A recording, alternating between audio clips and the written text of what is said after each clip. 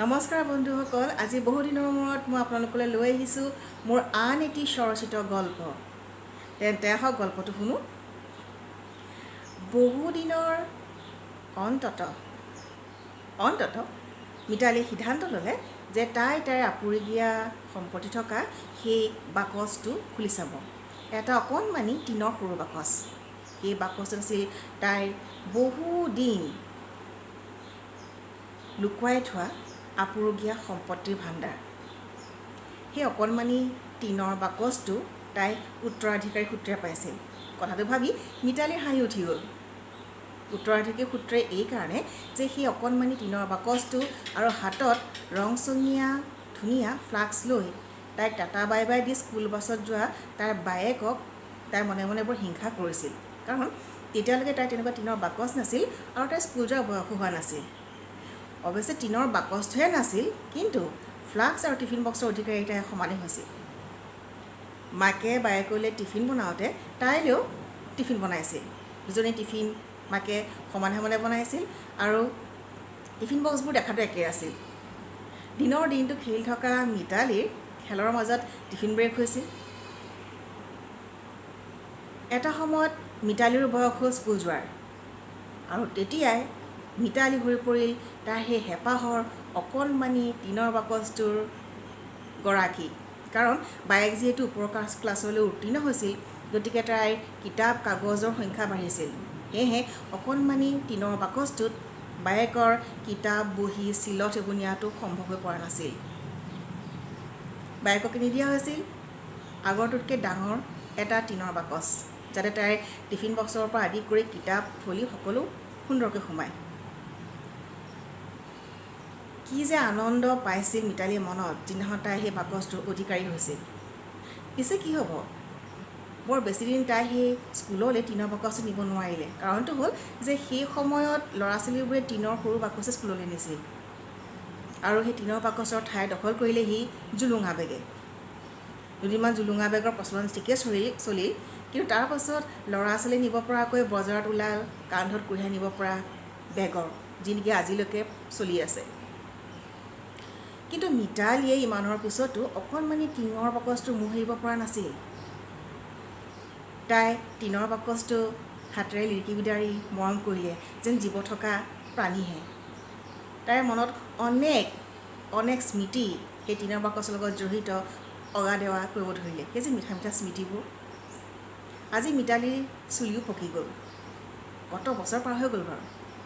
মিতালীৰ মনত পৰিলে তাই সেই বাকচটোত অযথা কিছুমান বস্তু ভৰাই ঘৰটোৰ ঘূৰি ফুৰিছিল। তাই খেলিছিল।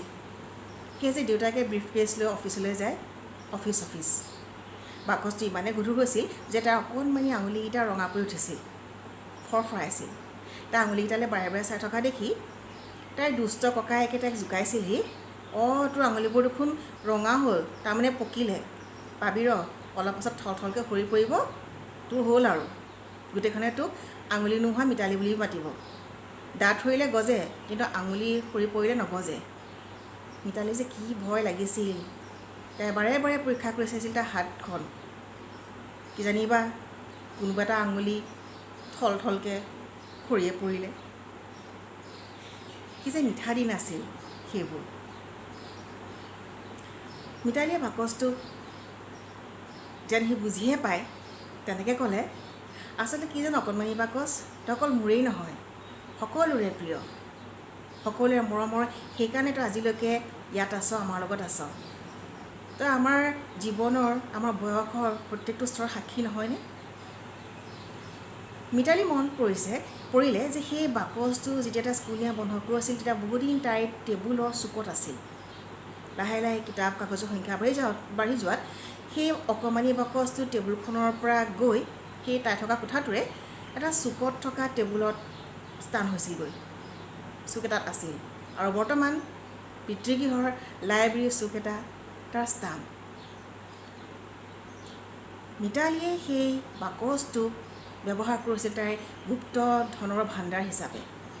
অমূল্য আৰু আপুৰুগীয়া সম্পত্তি আছিল তাত। এই সম্পত্তিবোৰৰ ভিতৰত আছিলে কিছুমান ৰঙা চন্দনৰ গুটি, অযথা কাগজত ঘঁহাই ঘঁহাই কোনবোৰ ক্ষয় পেলোৱা কিছুমান ৰবৰৰ টুকুৰা, অকণি অকণি কিছুমান পেঞ্চিল, কিছুমান ৰং বিৰঙৰ কাগজ, যিবোৰ নেকি তাইৰ জন্মদিনত কোনোবা উপহাৰ হিচাপে তাইক মেৰুৱাই দিছিল, উপহাৰৰ লগত মেৰিয়াই দিছিল। এটা গোলাপী ৰঙৰ টেলিফোন, প্লাষ্টিকৰ, যিটো তাইৰ দেউতাকে উপহাৰ দিছিল। তাইৰ বৰ মৰমৰ খেলনা আছিল সেইটো। সেয়া আছিল তাইৰ আপুৰুগীয়া সম্পত্তি। আচৰিত যে সম্পত্তিবোৰ আজিও তেনেকেই আছে, কোনেও লৰচৰ কৰা নাই। মিতালীয়ে ভাবিছিল তাইৰ সেই আপুৰুগীয়া সম্পত্তি ভাণ্ডাৰৰ কথা কোনেও গম নাপায় ঘৰত, তাই ভাবিছিল। কিন্তু এদিন তাই স্কুললৈ যাওঁতে তাইৰ তলৰকেইটাই সেই ভাণ্ডাৰৰ আৱিষ্কাৰ কৰিলে। অকল আৱিষ্কাৰ কৰাই নহয়, তাত থকা তাইৰ অমূল্য সম্পদ, সেই ৰঙা চন্দনৰ গুটিটো মুহত পৰি কি কৰোঁ কি নকৰোঁ ভাবি নাকৰ ফুটাত দিলে গুজি, আৰু তাৰপাছত যি হ'ব লগা আছিল সেয়াই হ'ল। স্কুলৰ পৰা আহি তাইতো ধমকি খালেই, শাস্তি হিচাপে অকণমানি বাকচটোক দিহা হ'ল, শাস্তি দিয়া হ'ল। সিহঁতে কোনেও ঢুকি নোপোৱা ডোখৰ ঠাইত সেই বাকচটোৰ স্থান পালে। দিন বাগৰি গ'ল, স্থানৰো পৰিৱৰ্তন হ'ল। বাকচটো কিন্তু সিহঁতৰ লগতে সকলো ঠাইতে সমানে গৈ থাকিলে। মিতালীয়ে ভাবিলে ইয়াকেতো কয় মায়া, আৰু কি আচৰিত, কোনেও ইয়াৰ ভিতৰৰ বস্তুবোৰৰ অদল বদল কৰা নাই। তাই যেনেকৈ থৈছিল তেনেকেই আছে। সেই সম্পত্তিবোৰ তাইৰ কাৰণে আপুৰুগীয়া অমূল্য সম্পত্তি এসময়ৰ। বাকচটোৰ ভিতৰৰ ফালে আঠা লগাই থোৱা এখন ফটো দেখি তাই মনত পৰিলে মাকে পূজাত ব্যৱহাৰ কৰা ধূপবোৰ যেতিয়া শেষ হয়, সেই ধূপৰ পেকেটৰ ওপৰত থকা যিবোৰ ফটো বায়েক আৰু তাই লগ হৈ কাটে, সেই খালী ধূপৰ পেকেটৰ ফুল বা ফটোবোৰ কটা সিহঁতৰ মাজত যেন এক অঘোষিত প্ৰতিযোগিতা। আৰু দুয়োজনীয়ে সিহঁতৰ বাকচকেইটাৰ আগত আৰু ভিতৰৰ ফালে আঠাৰে ফটোবোৰ লগাইছিল। মজাৰ কথা যে এতিয়াও তেনে এখন ফটো বাকচটোৰ ভিতৰত আঠা লাগি আছে। বাকচটোৰ ভিতৰৰ পৰা এটা গোন্ধ আহিছিল, এটা অচিনাকি গোন্ধ। মিতালীয়ে সন্ধান কৰিব ল'লে গোন্ধটো ক'ৰ পৰা আহিছে। মিতালীয়ে দেখা পালে বাকচটোৰ চুকত ক'লা হৈ একেবাৰে শুকাই মৰমৰীয়া পৰা কিবা এটা মকৰাৰ দৰে বস্তু এথোপা আছে। তাই হাতত তুলি ল'লে, ভালকৈ চাই দেখিলে বকুল ফুল। বকুল ফুল, সিহঁতৰ স্কুলত বকুল ফুলৰ গছ আছিল কেইবাজোপাও, গোটেই তলখন ভৰি থাকে। সিহঁতৰ যে কিমান বুটলিছিল সেই বকুল ফুল। তাই হয়তো তাইৰ সাঁচতীয়া সম্পত্তিৰ ভিতৰত সেই বকুল ফুলো থৈছিল, তাই কিন্তু পাহৰি গৈছে।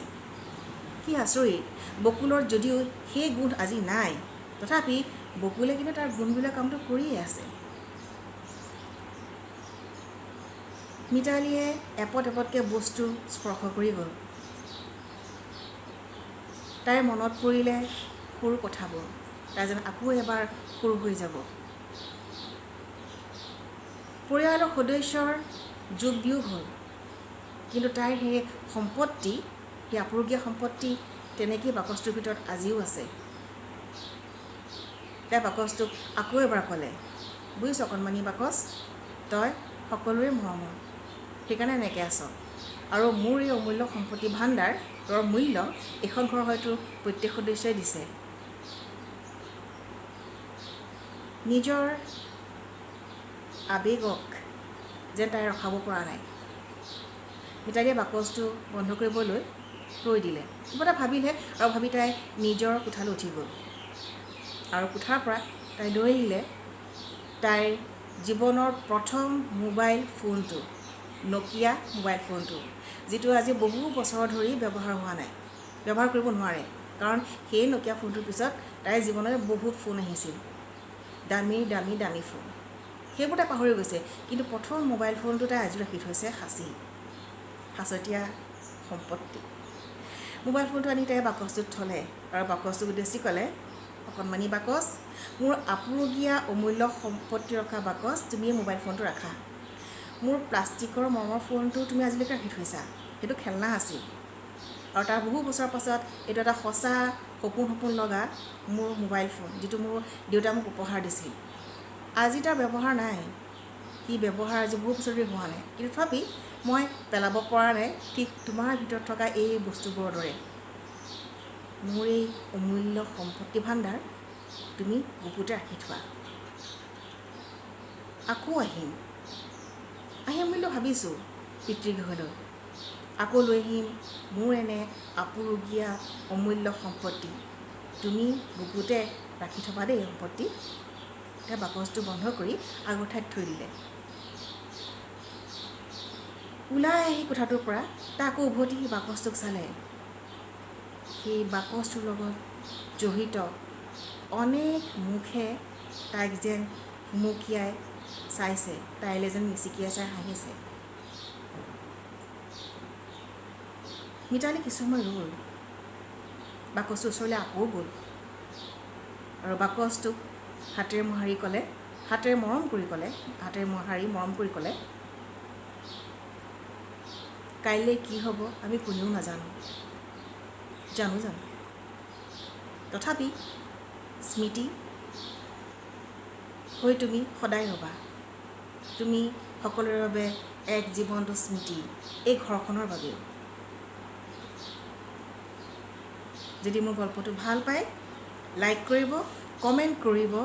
আপোনালোকৰ কমেণ্টে মোক বহুত উৎসাহিত কৰে।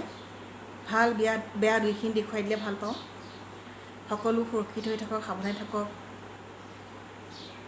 আজিলৈ আহিছোঁ, নমস্কাৰ।